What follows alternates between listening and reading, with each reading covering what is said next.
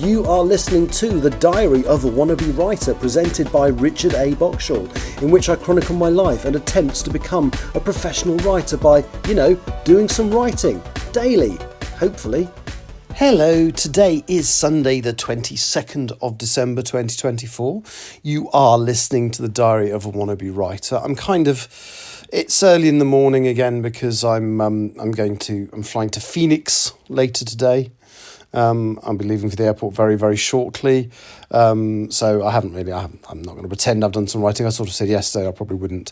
So I thought I would very quickly talk about music again, because, I do like my music. And there's a couple of things I want to say. So firstly, I think it's kind of interesting the way the charts have evolved, particularly in this streaming era. Because if you look at the UK chart now, let me just quickly load it up because I planned this so far in advance. So the official UK number one, and I meant to mention this yesterday, but I forgot, is Wham! So George Michael and Andrew Ridgeley, a song originally recorded in 1984, has got to number one this year. Now, it actually got to number one last year, making it the only song in British music history to be the Christmas number one for 2 consecutive years. Interestingly, it didn't get to number one in 1984. I think it got to number two, but I'm not totally sure. But basically, what got to number one the same year it was released, the other song that has its 40th anniversary this year, was the original Band Aid, Do They Know It's Christmas? Now, a lot of people seem to be having an opinion on Band Aid at the moment, in that it's culturally inappropriate and a bit patronising. And I sort of get those arguments, and I don't feel it's really appropriate for them to keep releasing new versions. But I don't think you can knock the intent of the original in 1984. It was absolutely trying to do a good thing and raise money for people that were in a desperate situation. And unfortunately, it has been accused since then of effectively being part of a stereotype of an Africa that's behind the times. And I do see that argument, and I do wish they'd bloody stop re-releasing it.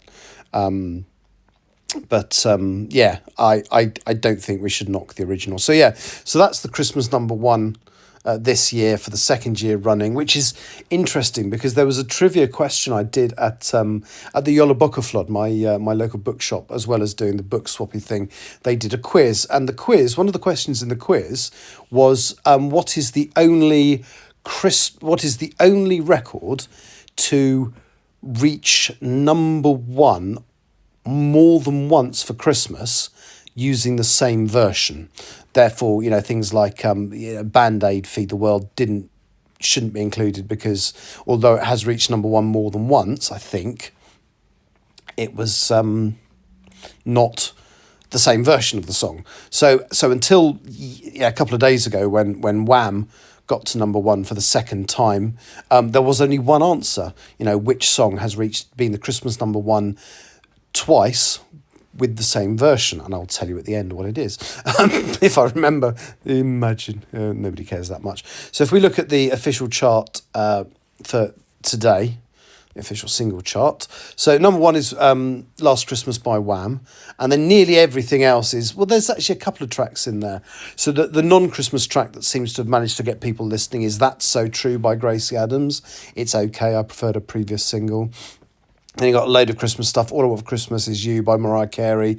It Can't Be Christmas Type by Tom Grennan, which I still haven't heard because I can't find it on Spotify. Then there's Apt by Rose and Bruno Mars. That's a non-Christmas song. Then Brenda Lee's Rocking Around the Christmas Tree. And then at number 7 is Messy by Lola Young. Now, this is, again, a non-Christmas song. I don't know whether this has just been released or whether it's just been discovered. And what I mean by that is, so Chapel Roan released an excellent single earlier in the year. It's my record of the year, called Good Luck Babe.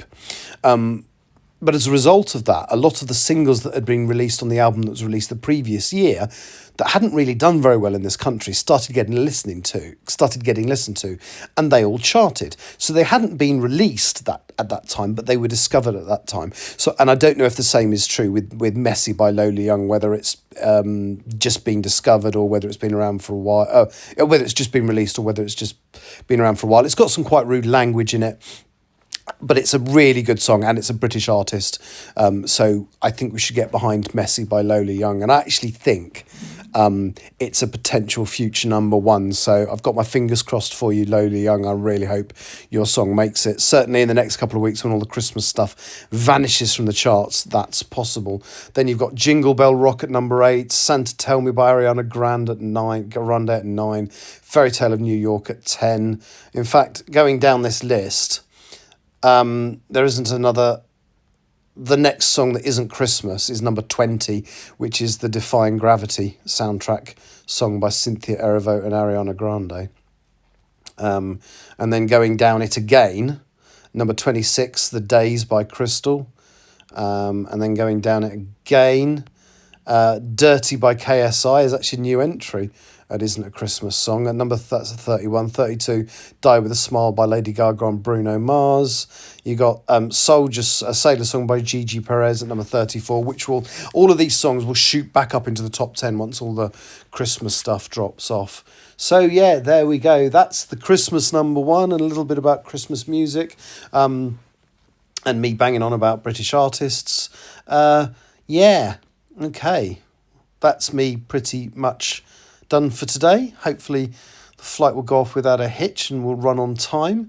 And all being well, I will talk to you tomorrow from Phoenix, which is going to be my last regular podcast of the year. But I will be back with season 2 in January at some point. So thank you for listening. Take care. Bye-bye. You have been listening to The Diary of a Wannabe Writer, presented by Richard A. Boxall. Thank you for tuning in to my random ramblings, and if you'd like to know more about me or my projects, visit my Linktree at linktr.ee/Richard Wright, capital R, capital W. Thank you for listening.